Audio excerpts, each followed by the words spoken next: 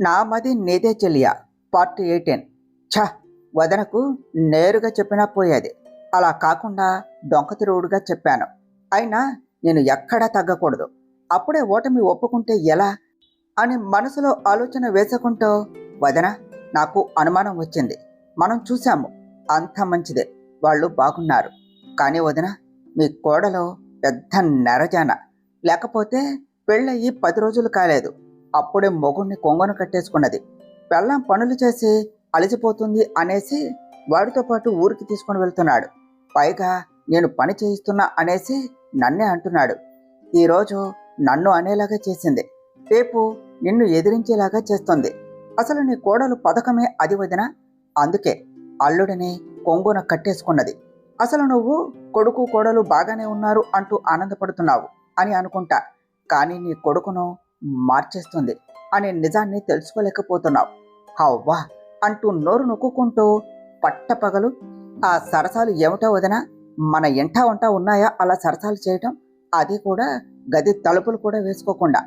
అయినా అల్లుడు అంటే మగాడు, పైగా కొత్తగా పెళ్ళైనవాడు, ఏదో కోరికలు ఉంటాయి. కాస్త ఉద్రేకపడుతున్నాడు. కానీ దానికేమయ్యింది? ఆ మాత్రం ఎంగితం బుద్ధి ఉండనవసరం లేదా వదిన? నువ్వు అనుకుంటున్నావు కానీ మీ కోడలు కాదు వదిన, మీ ఇంటికి పట్టిన కొరివి.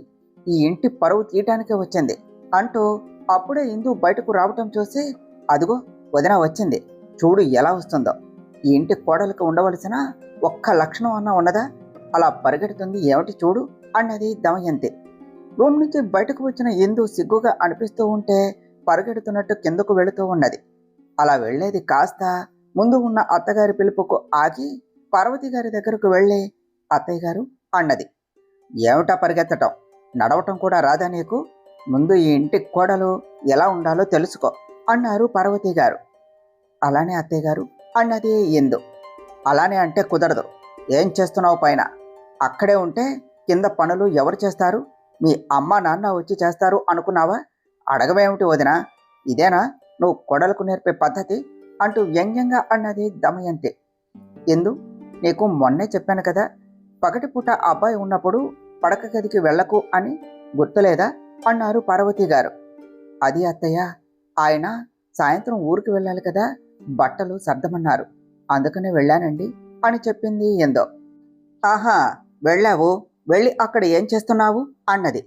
దమయంతి మాటలకు, వదన ఆపు అంటూ పార్వతి గారు అడ్డుగా వచ్చి, వదన నువ్వాగు, ఎందు కిందకు వెళ్ళి టిఫిన్ సంగతి చూడు అంటూ ఇందుని పంపించేసి, వదన నీకు బుద్ధి లేదా? ఎవరి ముందు ఏం మాట్లాడుతున్నావు? నీకు ఎలా తెలుసు అని ఎదురడిగితే ఏం చెప్తావు? వాళ్ళ గదికి వచ్చి చూశాను అని చెప్తావా? కొత్తగా పెళ్ళైన వాళ్ళకి అంతకన్నా ఇంకేమీ చెప్పలేం, వదిలే, నెమ్మదిగా ఇక్కడి పద్ధతులు నేర్చుకుంటుందిలే అంటూ కిందకు వెళ్లారు పార్వతి గారు. అందరూ టిఫిన్ కంప్లీట్ చేశారు. మహాదేవయ్య గారు బయటకు, వినోద్ ఆఫీస్కు వెళ్ళిపోగానే పార్వతి గారు, లత బయట పని వాళ్లకు పనులు చెప్పడానికి వెళ్లారు.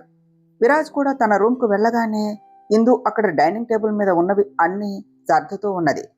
దమయంతి అప్పుడే కిందకు దిగుతూ, ఏమ్మా, నన్ను టిఫిన్కి పిలవటం కూడా తెలియదా అని అన్నది.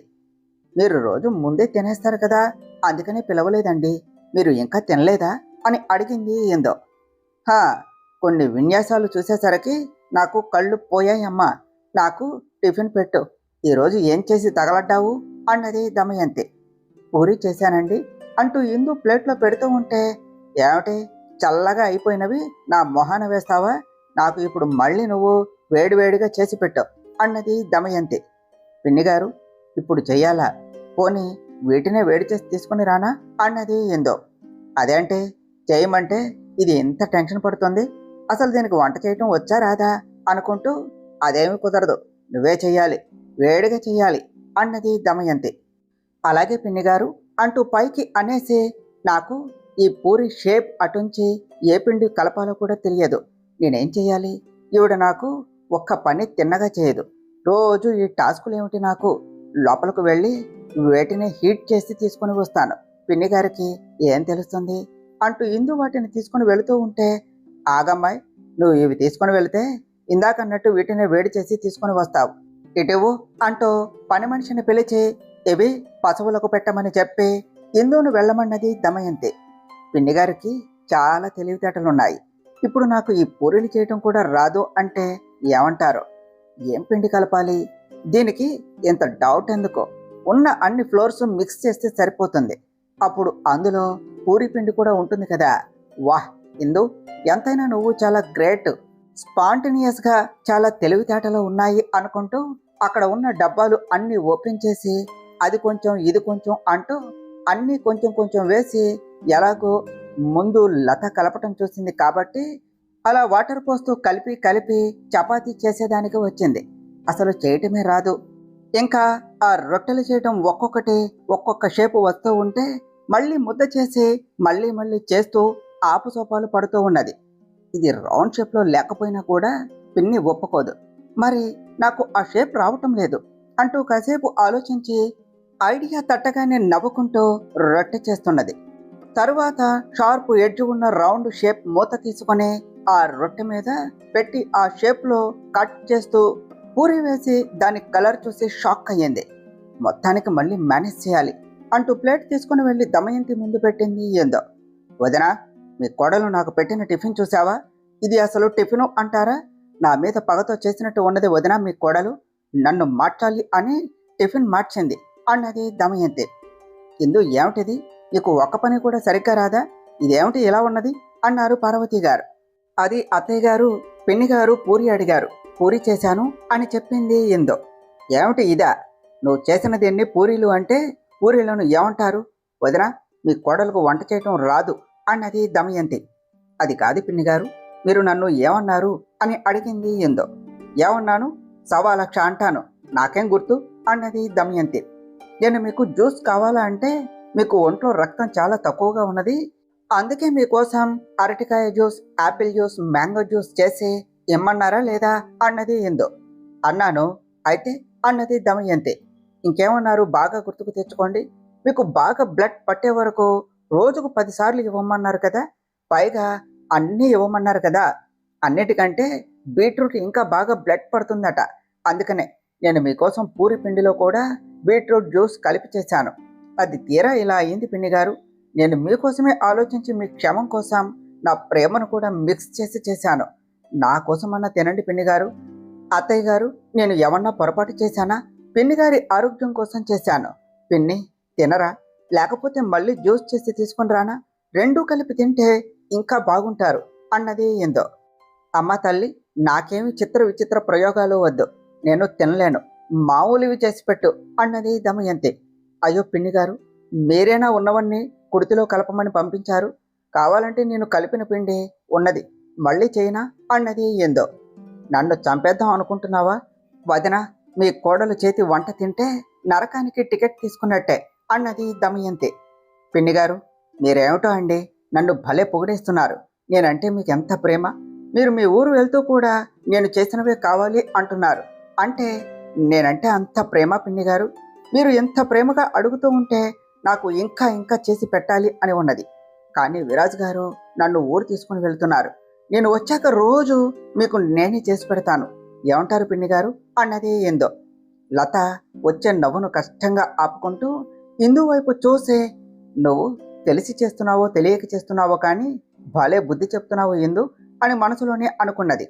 అమ్మ, నీ ప్రేమ సంతకెళ్ళ అంటూ దమయంతి ఆ మాడిపోయిన పూరీలో పీక్కుంటూ ఉన్నది తప్పక. అమ్మయ్య, ఇందు గ్రేట్ ఎస్కేప్, ఈవిడకు ఇలానే అవ్వాలి. పిన్ని గారు, జ్యూస్ ఏమన్నా తీసుకుని రమ్మంటారా అని అడిగింది ఇందు. ఏం జ్యూస్ చేస్తావమ్మా మళ్ళీ నా కోసం అన్నది దమయంతి. కళ్ళకు మంచిదట, తోటకూర, పాలకూర, మెంతికూర అన్నీ కలిపి జ్యూస్ చేశాను, తీసుకురమ్మంటారా అన్నది ఏందో. డౌట్ లేదు, ఇది నన్ను చంపేదాకా వదిలేలా లేదు అనుకున్నది దమయంతి. పిన్ని గారు, ఇంకా ఏమన్నా కావాలంటే పిలవండి, నేను పక్కనే ఉంటాను అంటూ లోనికి వెళ్ళింది ఏందో. అమ్మా అమ్మా, ఈ పూరీలు చాలా బాగున్నాయి, నాకు కావాలే, నేను తింటాను అన్నది సుభద్ర. ఒసే సుభద్ర, నన్ను తినవే పేడా పోతుంది, అది పెట్టే గడ్డి తినలేక చస్తూ ఉంటే నువ్వు నీ పిచ్చి మాటలు. నిన్ను ఈ ఇంటి కోడల్ని చేయటానికి నేను ఇన్ని తిప్పలు పడుతూ ఉన్నాను, నువ్వేమో ఆ బెల్లం తింటూ తిరుగుతూ ఉన్నావా? నీకు బుద్ధి లేదే. ముందు మీ బావ దగ్గరకు వెళ్ళి బుట్టలో వేసుకోవే మొద్దుమొహందానా అన్నది దమయంతి. అట్టాగే అమ్మా అంటూ సుభద్ర బయటకు వెళుతూ ఉంటే, ఒసే ఒసే, అట్టాగే అంటూ బయటకు వెళ్తున్నావేమిటే అన్నది దమయంతి. నువ్వే కదా అమ్మా బావను బుట్టలో వేసుకోమన్నావు, అందుకనే బయటకు వెళ్ళి బుట్ట తీసుకుని వచ్చి బావని బుట్టలో వేసేస్తాను అన్నది సుభద్ర. నా కర్మ, నా కడుపున నువ్వెట్లా పుట్టావే? అదేమో తెలివిగా తెలియకుండా చేస్తుంది, ఇది చెప్పినా చేయటం లేదు, తెలివిగా చేస్తుంది. అవును, దానికి అంత తెలివి ఎలా ఉన్నది? అది ఏమి చదువుకోలేదు అన్నారు, కానీ దానికి వాలకం చూస్తూ ఉంటే పల్లెటూరు బయటలా కానీ చదువురాని మొద్దులా కానీ ఏమాత్రం లేదు. ఇది నిజంగానే చదువుకోలేదా, లేదా చదువుకున్నా చదువుకోనట్టు నాటకం ఆడుతుందా? ముందు దీన్ని బయటకు గెంటేయటం కాదు, దీని గురించి తెలుసుకోవాలి. అసలు ఇది ఎవరు అని తెలిస్తే తర్వాత ఏం చేయాలో నాకు తెలుస్తుంది. ముందు ఇది లోపల ఏం చేస్తుందో చూద్దాం అంటూ అక్కడి నుంచి కిచెన్ దగ్గరకు వెళ్ళింది దమయంతి. అక్కడ లత ఇందు ఇద్దరు మాట్లాడుకుంటూ ఉంటే నక్కి నక్కి వింటూ ఉన్నది దమయంతి. ఏమిటి ఇందు, ఇంత పెద్ద విషయం నా దగ్గర కూడా దాచిపెట్టావా? అంటే నీకు వంట చేయటం రాదా? అయ్యో దేవుడా, ఏమంటున్నావు ఇందు? ఈ విషయం అత్తయ్యకు తెలిస్తే ఏమన్నా ఉన్నదా అన్నది లత. అవునక్క, నాకు వంట రాదు, చిన్నప్పటి నుంచి అమ్మే చేసేది, అందుకని నేను వంట నేర్చుకోలేదక్క. చివరికి నాకు కాఫీ పెట్టడం కూడా రాదు, ఆ రోజు కూడా కాఫీ పెట్టడం విరాజ్ గారే నేర్పించారు. అక్క, ఇంకో విషయం కూడా చెప్పాలి, నాకు ఏ పని చేయటం రాదక్క, నేనేమీ చేయలేదు చిన్నప్పటి నుంచి, ఇప్పుడే నేర్చుకుంటున్నా అక్క అన్నది ఇందు. మరి ఇవన్నీ ఎలా చేస్తున్నావు ఇందు అని అడిగింది లత. మీరు చేసినవి చూసి నేర్చుకుంటున్నా అక్క, అత్తయ్య గారికి నాకు వంట వండటం రాదు అని తెలిస్తే అన్నది ఇందు. భయపడకు ఇందు, నేను నేర్పిస్తాను కదా, 2 రోజుల్లో ముగ్గులు నేర్చుకున్నావు, అలానే వంట కూడా చేస్తావు చూడు.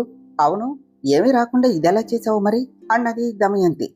నిజం చెప్పనా అక్క, ఏం చేయాలో కూడా తెలియదు, ఉన్నవన్నీ కలిపి చేశాను, అది అలా వచ్చింది, దానికేదో పేరు పెట్టాను అంతే, పిండిగారు అదే నిజము అనుకుని తినేస్తున్నారు అన్నదే ఏందో. భలే చేసావులే, కానీ ఈరోజే వెళ్ళాలి కదా, నువ్వు వెళ్ళు, ఇక్కడ నేను చూసుకుంటానులే, పిండితో జాగ్రత్త ఇందు అన్నది లత. ఆవిడేం చేస్తుందిలే అక్క, ఈసారి ఏమన్నా అంటే బెటర్ గార్డ్ జ్యూస్ చేసి ఇస్తాను, అదేమంటే షుగర్ రాకుండా మంచిది అంటాను, తాగక ఏం చేస్తుంది అన్నది ఎందో. ఎందో అంటూ ఇద్దరు నవ్వుకుంటూ ఉన్నారు. వాళ్ళ నవ్వులు చూసిన దమయంతి, నవ్వండి నవ్వండి, మీ ఇద్దరికి దమయంతి అంటే ఏమిటో చూపిస్తాను, అదేదో బిట్టర్ గార్డు అంటుంది, అది అంత బాగుంటుందా తాగటానికి? నాకు షుగర్ ఉందని దేనికెలా తెలుసు? అబ్బా, నాకు ఎంత పెద్ద విషయం తెలిసింది, ఇది ఇప్పుడు వదనకు చెప్పినా నమ్మదు, దీన్ని ఎలా ఇరికించాలో నాకు బాగా తెలుసు. అప్పుడు దానికి ఉంటుంది, మొగుడితో కలిసి ఆనందంగా వెళ్తుంది కదా, వెళ్ళవే, వచ్చిన తర్వాత నీకు మామూలుగా ఉండదు, నువ్వు వచ్చేలోపు మీ అత్తకు చెప్పాల్సింది చెప్తాను, అయినా ఈ పూరీలు కాదు అని నాకు ముందే డౌట్ ఉన్నది, నిజమే దీనికి వంట రాదు, అదేదో చేసి నా మొహాన వేసింది అని అనుకుంటూ ఉండగా, అమ్మ ఈ బుట్ట తీసుకొని వచ్చాను, బావ ఇందులో సరిపోతాడా అన్నది సుభద్ర. దీనికి నేను చెప్పలేను అని అనుకుంటూ చల్లగా జారుకున్నది దమయంతి కూతుర్ని తీసుకొని. ఎందు కాంసం, టైం అవుతుంది అంటూ రూమ్ డోర్ ఓపెన్ చేసుకుంటూ లోనికి వచ్చాడు విరాజ్. అలా రూమ్లోనికి రావటంతోనే ఇందును చూడగానే అంతా మర్చిపోయి ఇందు వైపే చూస్తూ ఉన్నాడు. Lemon yellow colour sari, matching blouse వేసుకొని ఉన్నది, మెళ్ళ ఇంకా పచ్చగా మెరిసిపోతూ ఉన్న పసుపు తాడు, సింపుల్గా చిన్న చైను, ఒద్దికగా అల్లిన జడలో చక్కగా పెట్టిన సన్నజాజులు, అద్దంలో చూసుకుంటూ బ్లౌజ్ వెనక థ్రెడ్ కట్టుకోవటానికి అవస్థలు పడుతూ ఉన్నది. చేతులు ఎత్తి బ్లౌజ్ థ్రెడ్ ముడివేస్తూ ఉండటం వల్ల తన శారీ మొత్తం ఒక పక్కకు వచ్చేసి వెనుక నుంచి వయ్యారంగా బాపు చెక్కిన బొమ్మలాగా ఇందు నడుం కనిపిస్తూ ఉంటే, అద్దంలో ఇందు ఎత్తుపల్లాలు వంపు సొంపులు వయ్యారంగా కనువిందు చేస్తూ ఉన్నాయి. ఇందుని అలా చూసిన విరాజ్ అన్నీ మర్చిపోయి బొమ్మలా ఇందు వైపు అడుగులు వేస్తూ ఉన్నాడు. అద్దంలో చూసుకుంటూ త్వరగా దొరకవే అని అటు ఇటు కదులుతూ థ్రెడ్ పట్టుకోవాలి అని చూస్తూ ఉన్న ఇందు సడన్ గా తన వెనుక విరాజ్ని ఎదురుగా ఉన్న మిర్రర్లో చూడటంతో వెనక్కు జరిగింది. అలా చూడగానే వెనక ఉన్న విరాజ్ మీద పడిపోయింది. అప్పటి వరకు ట్రాన్స్ లో నడుస్తూ వస్తూ ఉన్న విరాజ్ ఇందు తన మీద పడగానే అప్పటికి స్పృహలోనికి వచ్చాడు. విరాజ్ గారు, మీరేమిటి ఇక్కడ అని అడిగింది ఇందు.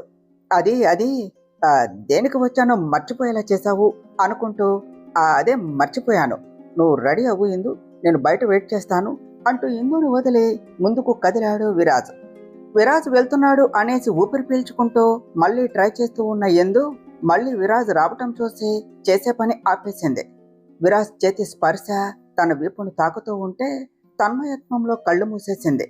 విరాజ్ వేళ్ళు తనను తాకుతూ ఉంటే తనకు ఏదోలా ఉన్నది. మేడం, నేను థ్రెడ్ కట్టేశాను, నువ్వు కష్టపడకుండా త్వరగా రెడీ అవ్వు అంటూ ఫాస్ట్గా నడుచుకుంటూ బయటకు వచ్చేశాడు. ఉహ్, ఇందు, నువ్వు ఇలా టెంప్ట్ చేస్తూ ఉంటే ఎలానే బాబు. ఒరే విరాజ్, కంట్రోల్ నాన్న, ఏం చేస్తున్నావు అంటూ తను ఎంత ముద్దుగా ఉంటే అంతలా చూడాలా? తప్పు తప్పు, ముందు కిందకు పద, ఇక్కడే ఉంటే ఏమైనా చేసేస్తావు అంటూ కిందకు వెళ్ళిపోయాడు విరాజ్. విరాజు వెళ్ళిన కాసేపటికి ఇందు కూడా కిందకు వచ్చింది. ఇందాక జరిగిన దానికి ఇద్దరు ఒకరిని ఒకరు డైరెక్ట్గా ఫేస్ చేయలేకపోతున్నారు. ఇందు, చాలా బాగున్నావు అంటూ లత ఇందు దగ్గరకు వచ్చి, ఇందు, నేను చెప్పింది ఆలోచించు, ఇద్దరుగా వెళ్ళిన వాళ్ళు ఒక్కరిగా రావటానికి ప్రయత్నించు, జాగ్రత్త అంటూ చెవిలో చెప్పింది. ఇందు కంగారుగా విరాజ్ వైపు చూసింది. సరిగ్గా అప్పుడే విరాజ్ కూడా తన వైపు చూడటంతో ఇద్దరు ఐస్ అక్కడే లాక్ అవగానే మహాదేవయ్య గారు రావటం చూసి విరాజ్ చూపు పక్కకు తిప్పేశాడు. విరాజ్, అమ్మాయిని జాగ్రత్తగా చూసుకో, అత్తమాను నీ పనుల్లో ఉండకుండా అమ్మాయిని కనిపెట్టి ఉండు అన్నారు మహాదేవయ్య గారు. అలానే నాన్నగారు, టైం అవుతుంది అంటూ విరాజ్ బయటకు వెళ్ళగానే మామయ్య గారు వెళ్ళి వస్తాను, అత్తయ్య గారు వెళ్ళి వస్తాను అంటూ లతా చెప్పినట్టు ఇద్దరి దగ్గర ఆశీర్వాదం తీసుకొని బయటకు వెళ్ళింది. తర్వాత ఇందు విరాజ్ ఇద్దరు కారులో బయటకు వెళ్ళిపోయారు. పేరుకు ఇద్దరు ఒంటరిగా, ఎవరికి ఏం మాట్లాడాలో కూడా తెలియటం లేదు. ఎప్పుడు మాట్లాడే విరాజ్కు కూడా ఆ క్షణం మాటలు రాలేదు. ఇంతకు ముందు జరిగిన దానికి లత చెప్పిన మాటలకు ఇందు కనీసం చూపులు కూడా తిప్పుకోలేకపోయింది. వదిన, చూసావా నీ కోడలు ఎలా వెళ్ళిందో అన్నది దమయంతి. ఇక్కడే ఉన్నాగా, నా ముందే వెళ్ళింది కదా వదిన, ఇంకా మళ్ళీ చూసావా అంటూ అడుగుతావేమిటి అన్నారు పార్వతి గారు. అయ్యో వదిన, నువ్వు ఎంత అమాయకురాలివి, అందుకనే అది నిన్ను అలా ఆడిస్తుంది. అది వెళ్ళటం గురించి కాదు నేను అడిగేది, అది ఎలా వెళ్ళింది అని అడుగుతున్నాను. కనీసం వెళ్లే ముందు నీ వైపన్నా చూసిందా, నీకు చెప్పిందా? అన్నయ్యకు మాత్రం చెప్పి మొగుడితో కలిసి వెళ్ళిపోయింది. దాని మనసులో నువ్వు ఏమిటో తెలుసా? గడ్డిపూసు కన్నా దారుణం. అందుకనే నిన్ను పట్టించుకోలా. కట్టుకున్న మొగుడు దాని చెప్పు చేతల్లో ఉన్నాడు. ఇంకా అన్నయ్య కోరి తెచ్చుకున్న కోడలు కాబట్టి అన్నయ్యను కూడా తన వైపే తిప్పుకుంటుంది. ఇక నువ్వు ఉంటే ఏమిటి, పోతే ఏమిటి అనుకుంటుంది కాబోలు. అందుకనే నిన్ను లెక్కే చేయటం లేదు. నువ్వు అలానే వదిలేయి. నేను అన్నది జరగకపోతే చూడు, నాకెందుకో మీ కోడలు అన్ని నాటకాలు ఆడుతుంది అనిపిస్తుంది. ముగ్గులు వేయమంటే ఎవ్వరికీ తెలియనివి వేసి అవే మంచివి అని చెప్పింది. వంట వండమంటే ఏదో చేస్తుంది, దానికేదో పేరు పెడుతుంది. అసలు నిజంగా మీ కోడలికి పనులు వచ్చు అంటావో వదినా? నా అనుమానం నిజమా అబద్ధమా నువ్వే తేల్చుకో. ఇప్పుడు చెప్పకుండా వెళ్ళిన దాన్ని రేపు చెప్పకుండా కొడుకుని తీసుకుని వెళ్ళిపోయే పరిస్థితికి రానియకుండా చూసుకో. అసలే చిన్నల్లుడు మన మాట వినడు, ఇంకా పెళ్ళాం మాట విన్నాడు అంటే నేను వస్తా వదినా, అసలే అక్కడ మా ఆయన ఒక్కడే ఉన్నాడు అంటూ తను ఊరికి పైన అయ్యింది దమయంతి. ప్రస్తుతానికి తను అక్కడ ఉండి చేసేదేమీ లేదు కాబట్టి.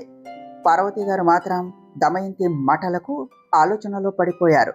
సార్, బోర్డింగ్ పాస్ తీసుకున్నా అంటూ విరాజ్ పక్కన ఉన్న అమ్మాయిని వింతగా చూస్తూ ఉన్నది షీలా. వాట్, ఏం చేస్తున్నావు షీలా అంటూ తన చేతిలో ఉన్న బోర్డింగ్ పాస్ తీసుకున్నాడు విరాజ్. సార్, ఈమె ఎవరా అని చూస్తున్నా సార్ అన్నది షీలా. అదేమిటి, మొన్న చెప్పాను కదా, ఇందుమతి. ఇందు, తను నా సెక్రటరీ కమ్ ఫ్రెండ్ షీలా. పద, టైం అవుతుంది అంటూ ఇందు చేయి పట్టుకుని ముందుకు వెళ్ళిపోయాడు విరాజ్. ఈ ట్రిప్లో విరాజ్కి బాగా క్లోజ్ అవ్వచ్చు అనుకుంటే ఇదేమిటి ఇలా అయ్యింది? అయినా ఈ అమ్మాయి ఎవరు? పైగా చూస్తూ ఉంటే పెళ్ళైన అమ్మాయిలా ఉన్నది. విరాజ్తో ఎందుకు వచ్చింది? కొంపతీసి విరాజ్కు ఏమన్నా పెళ్ళయిందా ఏమిటి? చిచ్చి, అలా ఎందుకు అవుతుంది? మనకు తెలియకుండా విరాజ్ పెళ్ళి అవటం కూడానా? అయినా నన్ను కాకుండా విరాజ్ ఇంకెవరిని పెళ్లి చేసుకుంటాడు?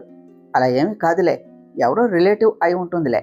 విరాజ్, నన్ను వదిలేసి దాన్ని తీసుకుని వెళ్ళిపోయావేమిటి అని అనుకుంటూ వాళ్ళ వెనకే వెళ్ళింది షీలా. ఎందు, ఏమైనా తీసుకుంటావా అని అడిగాడు విరాజ్. నాకేమీ వద్దు అని ఇందు అనటంతో టైం ఉండటంతో ఇందు పక్కనే కూర్చున్నాడు విరాజ్. అప్పుడే షీలా కూడా వచ్చి విరాజ్ పక్కనే కూర్చున్నది. షీలా, మన మోడల్స్కి డిజైన్ చేసిన డ్రెస్సెస్ అన్నీ కూడా రెఫరెన్స్ చూసావు కదా, ఈ కాంపిటీషన్ మనమే విన్నవ్వాలి. ఇది మనకు ఎంత ఇంపార్టెంట్ అనేది నీకు తెలుసు కదా అంటూ విరాజ్ షీలాతో మాట్లాడుతూ ఉన్నాడు. ఇందు వాళ్ళ మాటలు వింటూ సైలెంట్గా ఉన్నది. ఎందుకో తెలియదు తనకు విరాజ్ తన పక్కనే ఉండి ఇంకొక అమ్మాయితో మాట్లాడుతూ ఉండటం తనకు నచ్చటం లేదు. ఇదేమిటో కానీ విరాజ్ ఆ అమ్మాయితో మాట్లాడటం స్టార్ట్ చేయగానే పాపం ఇందు ఉడుక్కుంటూ ఉన్నది. మొహం అంతా ఎర్రగా మిగలపండిన టమాటాలా మారిపోయింది. పాపం విరాజ్ అదేమీ పట్టించుకోకుండా తన వర్క్ అండ్ అక్కడ ఏం చేయాలి, ఎలా ప్రజెంట్ చేయాలి అవన్నీ డిస్కస్ చేస్తూ ఉన్నాడు. అంతలో ఫ్లైట్ అనౌన్స్మెంట్ రావటంతో వర్క్ అక్కడితో ఆపేసి ఇందు అనౌన్స్మెంట్ ఇచ్చారు, పద వెళదాం అన్నాడు విరాజ్. అంటూ పైకి లేచి ఎస్కలేటర్ వైపు నడుచుకుంటూ వెళ్ళిపోయింది ఇందు ఉక్రోషంగా. హే ఇందు, వెయిట్, నేను వస్తాను, షీలా కమ్ అంటూ ఇందు దగ్గరకు వెళ్ళి, ఏమిటి ఇందు అంత మూడ్ ఆఫ్లో ఉన్నావు? ఇప్పటి వరకు బాగానే ఉన్నావు కదా, సడన్గా ఏమైంది, ఇలా డిస్టర్బ్డ్గా ఉన్నావు? ముఖం అంతా ఎర్రగా అయిపోయింది, అంత కోపం ఎందుకు వచ్చింది ఇందు మేడంకి అన్నాడు విరాజ్. నిజమే, నాకెందుకు అంత కోపం వచ్చింది? అసలు విరాజ్ గారు ఏం చేశారని నేను అంత కోపంగా వచ్చేశాను? తన ప్రొఫెషన్ అది, తన వర్క్ గురించి మాట్లాడుతూ ఉంటే నాకెందుకు అంత కోపం వచ్చింది? విరాజ్ గారి దగ్గర చాలా తప్పుగా బిహేవ్ చేశాను అని ఆలోచిస్తూ ఉన్నది ఇందు. హలో మేడం, ఏమిటి అంత హీట్ మీద ఉన్నావు? బయట అట్మాస్ఫియర్ అంతా కూడా కూల్గానే ఉన్నది, సడన్గా ఏమిటి ఇలా ఉన్నావు అని అడిగాడు విరాజ్. అదేం లేదు విరాజ్ గారు, ఫ్లైట్ టైం అవుతుంది కదా, వచ్చేసాను. మీరు అని అంటూ ఉండగానే, విరాజ్ సార్ ఏమిటి అలా నన్ను వదిలేసి వచ్చేసావు? నేను ఆ ఫ్లైట్నే కదా ఎక్కేది, ఇది కాస్త పట్టుకో విరాజ్ సార్ అంటూ ఫైల్ తన చేతికి ఇస్తూ ఉంటే, ఓహో షీలా, నేను ఆఫీసులోనే సార్, బయట just Viraj, call me Viraj అన్నాడు.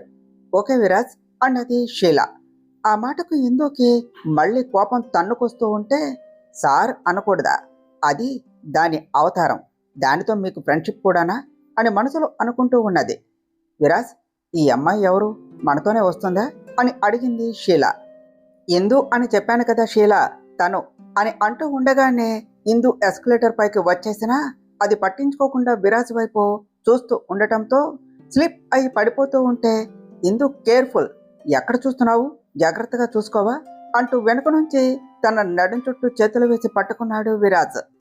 పడిపోతాను అనుకున్న ఇందు విరాజ్ పట్టుకోవటంతో వెనక్కు చూడగా ఓ క్షణం విరాజ్ ఇందు ఐస్ లాక్ అయిపోయాయి. విరాజ్ కళ్ళల్లోనికి అలా చూడలేక సిగ్గుగా అనిపిస్తూ ఉంటే తన కళ్ళు కిందకు దించేసింది ఇందు. విరాజ్ అని పిలిచిన షీలా మాటకు ఇద్దరు ఒకరికి ఒకరు దూరం జరిగారు.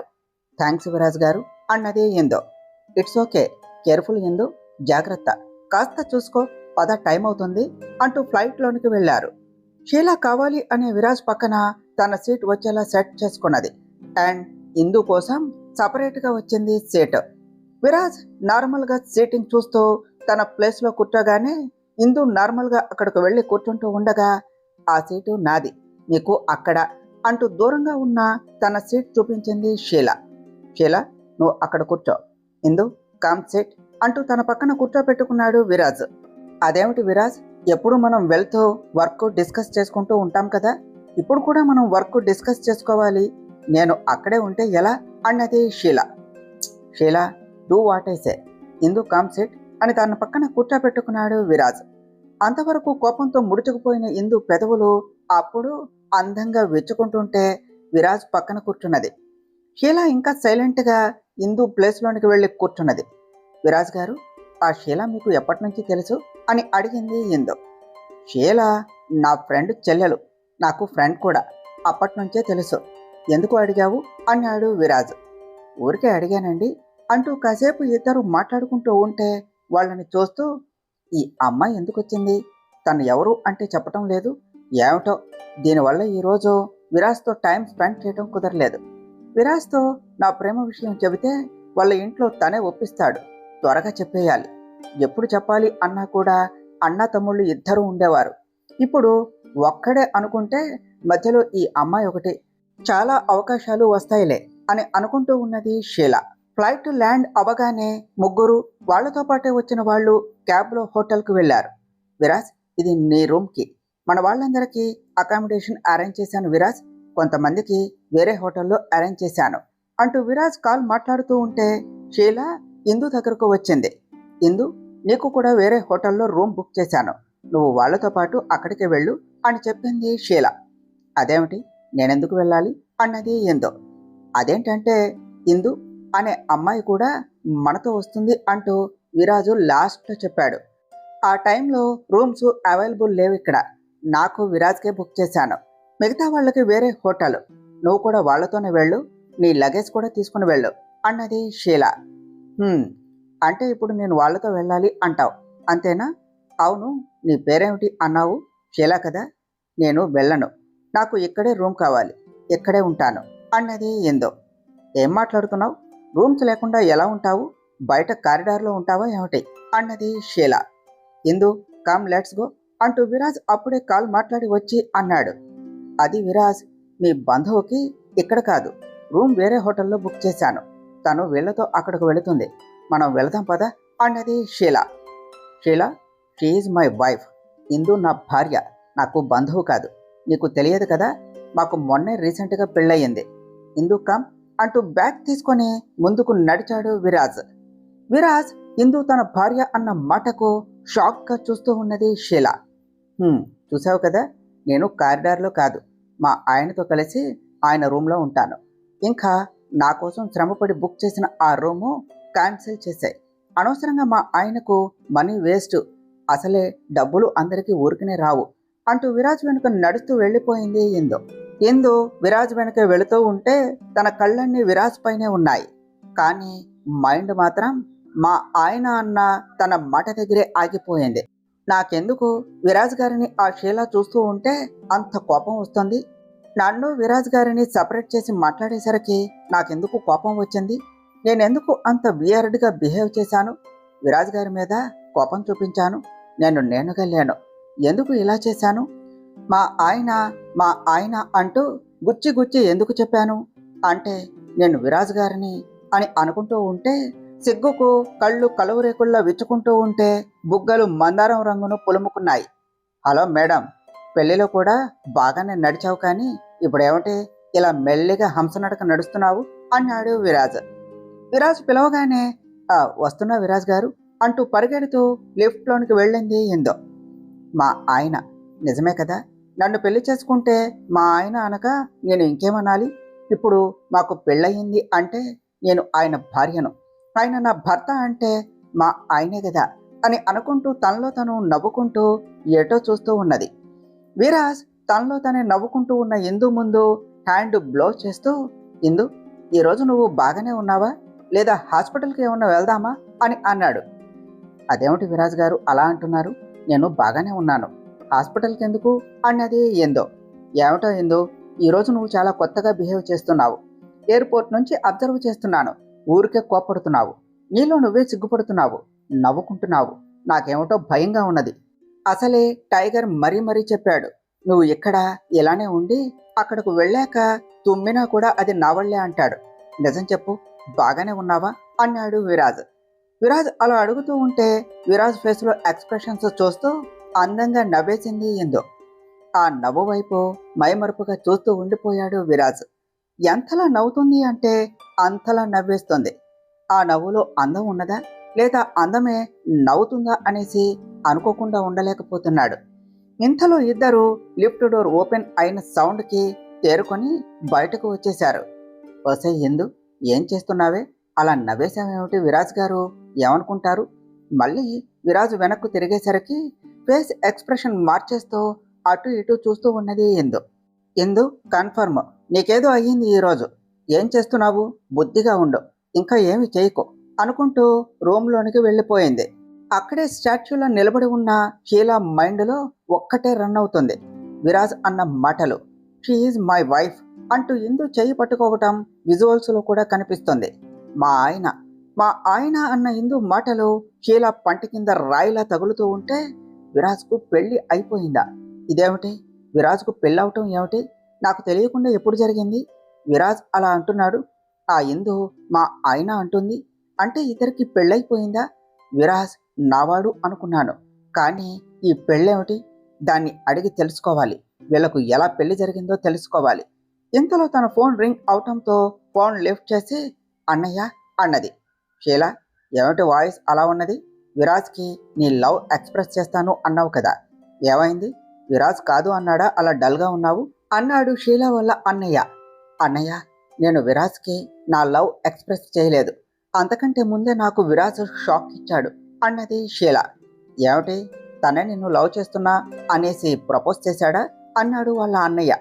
అలా చేస్తే నేను ఇలా అంటానా అన్నయ్య? విరాజ్కి పెళ్ళయిందట. ఈరోజు తనతో పాటు తన భార్యను తీసుకుని వచ్చాడు. నా ప్రేమ విషయం చెప్పకుండా చేసేశాడు అన్నది షీల. షీల, ఫీల్ అవుతున్నావా? ఇంకేం చేస్తావు, నీ ప్రేమను అక్కడే మర్చిపో అమ్మా. అయినా విరాజ్ ముందే చెప్పాడు తనకు ప్రేమ సెట్ అవదు అనేసి. ఇంకా మర్చిపో షీల అన్నాడు వాళ్ళ అన్నయ్య. అన్నయ్య, నువ్వు నీ చెల్లితో మాట్లాడుతున్నావు, తన ప్రేమను మర్చిపోమని చెప్తున్నావా? I did not expect from you అన్నయ్య. నాకు విరాజ్ కావాలి ఎట్ ఎనీ కాస్ట్. విరాజ్ నావాడు, నేను నా సొంతం అయ్యేలా చేసుకుంటాను. నాది అనుకున్నది నా సొంతం అయ్యేలా చేసుకుంటాను. విరాజ్ నావాడు, అది మధ్యలో వచ్చింది, మధ్యలో వెళ్ళిపోతుంది. బాయ్ అంటూ కాల్ కట్ చేసింది షీల. విరాజ్ వాళ్ళ నాన్న చూసి పెళ్లి చేశాడు అంటే అది చదువు సంధ్య లేని పల్లెటూరు బైతు అయి ఉంటుంది. Famous fashion designer and top most model Viraj Srivastava భార్య ఒక చదువురాని మొద్దు అంటే విరాజ్ రెప్యుటేషన్ అలా అలా తగ్గిపోతుంది. పైగా విరాజ్ సర్కిల్లో చదువురాని అమ్మాయి అంటే విరాజు పరువు పోతుంది. అయినా వాళ్ళ నాన్నకు భయపడి పెళ్లి చేసుకున్నాడు, కానీ విరాజ్కి అదంటే ఇష్టం ఉండి ఉండదు. విరాజ్కి చదువుకున్న నాలాగా స్టైల్గా ఉండే అమ్మాయి వైఫ్ అవ్వాలి. Viraj షీల perfect match. ఇందుమతి అట, దానికి తగ్గట్టే పెట్టారు పేరు కూడా. ఆ పేరు కూడా విరాజ్ పక్కన నాకు నచ్చలేదు. నిన్ను, నీ పేరును విరాజ్ పక్క నుంచి తీసేసి నేను చేరిపోతాను, చూస్తూ ఉండు అనుకున్నది షీల. తర్వాత ఏమి జరిగిందో నెక్స్ట్ పార్ట్లో తెలుసుకుందాం ఫ్రెండ్స్. డియర్ ఫ్రెండ్స్, మీకు కనుక ఈ కథ నచ్చినట్లయితే మీ అభిప్రాయాలను కామెంట్ల రూపంలో తెలియచేయండి. ఈ వీడియోను లైక్ చేయండి, షేర్ చేయండి. మా ఛానల్ను సబ్స్క్రైబ్ చేసుకోండి ఫ్రెండ్స్. Thank you.